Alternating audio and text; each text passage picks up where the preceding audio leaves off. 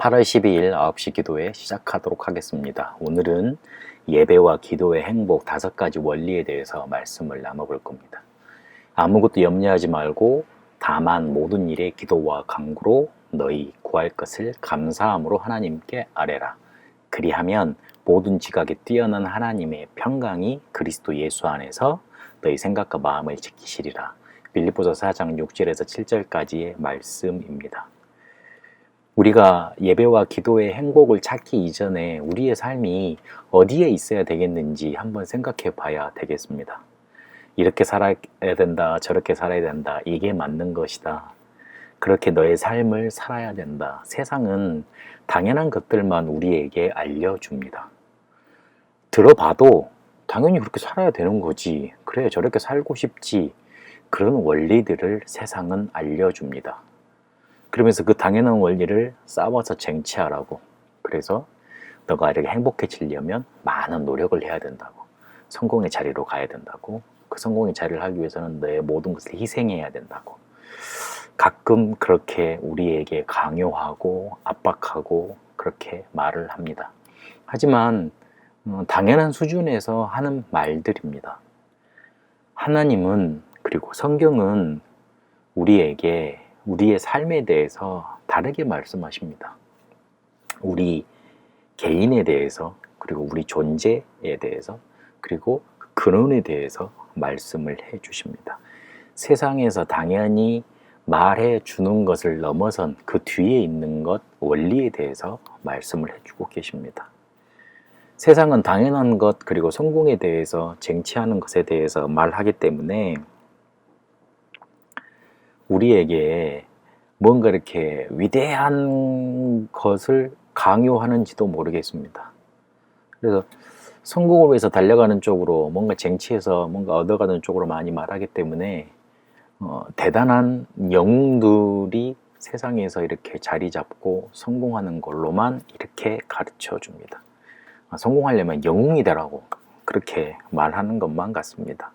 그러나 성경은 앞에서도 말씀드렸듯이 너 자신이 소중하다. 너 한 사람을 위해서 내가 그리스도를 예언했고 2000년 전에 예수로 이 땅에 보내서 십자가에서 너의 모든 죄를 위해서 내 독생자 아들을 십자가에서 그 살을 찢었다. 그 피로 너를 구원했다. 그렇게 말씀해 주고 계십니다. 그리고 우리 자체 행복, 그리고 우리 개인의 행복에 대해서 성경은 강조하십니다. 세상은 위대한 것만 보여주고 엄청난 것만 이렇게 앞에서 말해주기 때문에 그렇게 해야 된다고만 이렇게 우리에게 가르쳐 주기 때문에 뒤에 오는 문제들, 뒤에 숨은 것들 알려주지 않습니다. 그러니 당연히 성공하고도 망한 사람들이 많은데 선진국들 속에 막 죽겠다고 이렇게 힘들어하는 사람들 넘쳐나는데 그 부분은 말해주지 않습니다. 이번 코로나로 인해서 많은 것들이, 생각들이 많이 밝혀졌잖아요. 우리가 지금까지 굉장히 대단하다고 생각했던 나라들이 별 볼 일 없다는 게 확 드러나 버렸거든요. 그런 것처럼 겉만 번지번지하고 잘 사는 것 같고 대단한 것 같으니까 그 뒤에 오는 것들 알려주지 못하고, 그리고 그 사람들이 왜 많이 가졌으면서도 실패하는지 그 이유에 대해서 대답을 해줄 수가 없습니다. 그런데 성경은 그 원인에 대해서 밝혀주고 있습니다. 특히 강조하는 게 창세기 3장부터 시작된 원죄입니다. 기독교에서 가장 강하게 다뤄야 될 부분이 바로 이 부분입니다. 성경에 나타났던 창세기 3장의 하나님을 떠났던 그 사건으로 인해 우리 속에 원죄가 찾아 들어오기 시작했는데 아무 이유 없이, 그리고 많은 것을 가지면 가질수록, 성공하면 성공할수록 우리에게 저주 재앙이 오는 이유가 바로 이 하나님을 떠난 원죄 속에 있습니다. 그 원죄 속에는 꼭 사단이 따라붙습니다. 그 사단은 결국 우리를 지옥으로 인도합니다.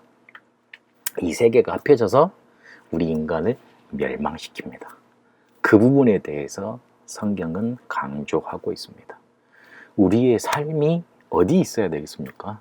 하나님이, 그 성경이 알려주시는 그 언약 속에 우리가 있어야 되겠고, 그 삶 속에 우리의 삶의 여정의 통로를, 여정의 이정표를 거기에다 꽂아놓고 인도받아야 되겠습니다. 성경에서 알려주시는 삶, 그 중에 가장 기본적이고 가장 기초적인 부분을 차지하고 있는 게 뭐냐면 예배입니다. 우리 인간이 가장 원초적으로 해야 될 행동에 대해서, 그 삶에 대해서 알려주는 게 뭐냐면 바로 예배입니다. 그 예배가 우리의 현장으로 이어지는 게 기도입니다. 예배, 기도 같은 선상에서 이해를 하셔야 됩니다. 하나님께 우리를 드리고 하나님으로부터 축복을 받고 그 축복을 통해서 행복을 누리는 그 행위, 예배입니다. 하나님과 교제하고 하나님께 말씀을 받고 내 모든 마음을 하나님께 털어놓고, 그러면서 하나님이 우리에게 주시는 빌립보서 4장 6절 7절까지 봤던 그 평강으로 사로잡혀서 그 평강 속에서 나오는 평안으로 살아가는 그 행위, 예배, 그리고 현장으로 옮겨졌을 때, 우리의 삶으로 옮겨졌을 때 기도입니다. 근데 예배와 기도 그 자체 속에서 오는 행복, 그걸 가지고 우리는 쭉 기본적인 삶, 우리의 삶의 기초를 만들어가는 겁니다. 사실은 전도자의 삶 62가지를 말씀할 때 이 5가지 원리부터 말씀을 하시고 그 다음에 21가지를 말씀하시고 그렇게 설명을 해나가셨어요. 지금은 순서가 잡혀서 본질부터 말씀을 하시지만 저는 개인적으로 이 원리가 가장 기초가 되어야 된다고 생각을 합니다. 전도자의 삶 본질 21가지가 사라지려면 그 사라질 수 있는 근원적인 힘이 있어야 돼요. 근데 그 근원적인 힘이 어디서 오냐? 예배와 기도에서 옵니다. 근데 그 안에서 오는 행복으로 넘쳐나면 당연히 전도자의 삶이 사라지게 돼 있습니다. 전도자의 삶이 왜 안 사라집니까? 의무니까 그렇지요. 살아야 된다고 생각하니까 안 사라지지요. 그런데 내가 너무 기뻐요. 내가 너무 행복해요. 내가 너무 응답으로 넘쳐나고 있어요. 당연히 사라지게 돼 있죠. 당연히 사람들이 보고 아, 저 사람 뭔가 있다고 찾아오게 되죠. 말하면 전도자의 삶이 되는 거죠. 그래서 지금 말하는 우리가 나누고 있는 전도자의 삶은 의무가 아니고 뭔가 이렇게 우리가 해야 되는 그런 규정적인 삶이 아니고 우리 안에서 넘쳐나는 내적인 힘에서 오는, 내적인 평강에서 오는 응답들인 겁니다. 그렇게 보셔야 됩니다. 응답 계속 받아가면 행복해질 수밖에 없잖아요. 그 안에서 오는 원리란 말입니다. 첫 번째, 예배, 기도 속에서 행복을 찾아가면 우리의 기도가 바뀌어지는데 실제로 감사 계속 나타나게 되어 있습니다. 앞에서 말했던 하나님이 우리에게 말씀하시는 성경에서 우리에게 이렇게 막 이렇게 알려주시고 있는 그 삶 속에 우리가 정말로 있으면 제일 먼저 회복되는 게 감사입니다. 혹시 감사가 나오지 않는 그런 상태 속에 있으면 빨리 바꿔야 됩니다. 바꾸지 못한다면 한 가지는 기억해야 됩니다. 내가 영적으로 굉장히 큰 병에 걸려 있구나. 왜 이렇게 담대하게 말씀드릴 수 있냐면 제가 그랬어요. 목회도 힘들고 설교하는 것도 힘들고 전도는 더더욱도 힘들고 그리고 사역하는 거는 정말 하기 싫었고 원래 성격도 게으르지만 거기에다가 플러스해서 너무 뭐라 그럴까 감사가 사라지니까 나중에 이상한 사람 되더라고요. 근데 어느 순간 제가 밑바닥을 치면서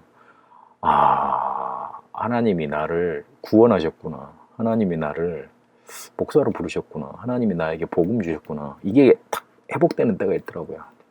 감사 회복도 하더라고요. 그때부터 풀리더라고요. 그래서 감사 먼저 회복되시길 바랍니다. 감사가 없어지면 다른 분들은 이렇게 병원에 나오면 찾아가 봐라, 전도 현장 찾아가 봐라 그러는데 맞습니다. 내가 감사를 못 느끼면 정말 이렇게 낮은 곳에 가서 바라보면서 이렇게 비교하면서 이렇게 회복할 수도 있거든요. 한 가지 기억하실 건 내가 응답과 행복 속에서 이렇게 삶이 사라지고 있으면 감사 회복될 수밖에 없다는 겁니다. 감사 회복되면 우리의 눈이 달라집니다. 그러면서 말씀의 흐름이 보입니다. 하나님이 말씀을 이렇게 주시고 이렇게 성취시고 이렇게 응답해 가시는구나. 딱 이렇게 규정짓지 않아도 보이게 돼 있습니다. 눈이 달라지니까요. 그러면서 내가 정말로 집중해야 될 복음과 하나님께 내 마음이 온 삶이 드려지게 돼 있습니다. 그러면서 이루어지는 게 치유입니다. 내가 뭔가 이렇게 문제를 해결하는 것들도 이때 이루어집니다. 그러면서 자연스럽게 미래도 보이고 미래도 열리게 돼 있습니다. 이거 해야 될까 저거 해야 될까 고민하는 것 자체는 굉장히 내가 응답과 멀어져 있는 상태 속에 살고 있다는 겁니다. 내가 정말로 전도자의 삶 속에 응답받으면서 행복이 넘쳐나고 있으면 내 미래 결정할 필요 없이 인도받아지게 돼 있습니다. 하나님은 우리에게 그렇게 미래를 이렇게 점치지 않아도 알 수 있을 정도로 이렇게 완벽하게 인도하십니다. 간단하게 정리를 하고 마무리를 하겠습니다. 우리의 삶은 하나님이 그리고 성경에 알려주신 대로 근원적인 행복 속에 들어와 있는 삶입니다. 그게 구원입니다. 구원받은 자는 하나님이 주시는 힘 가지고 응답과 행복 속에서 살 수밖에 없도록 이렇게 부르심을 받았습니다. 그거를 구체적으로 누리는 행위가 있는데 그게 바로 예배와 기도입니다. 예배는 같이 모여서 이렇게 교회에서 드리는 거라고 하면 기도는 그 예배를 우리의 현장과 삶으로 옮겨 놓는 것입니다. 그러면 예배와 기도가 우리의 사명이 아니고 의무가 아니라 행복을 누릴 수 있는 응답의 통로가 되는 겁니다.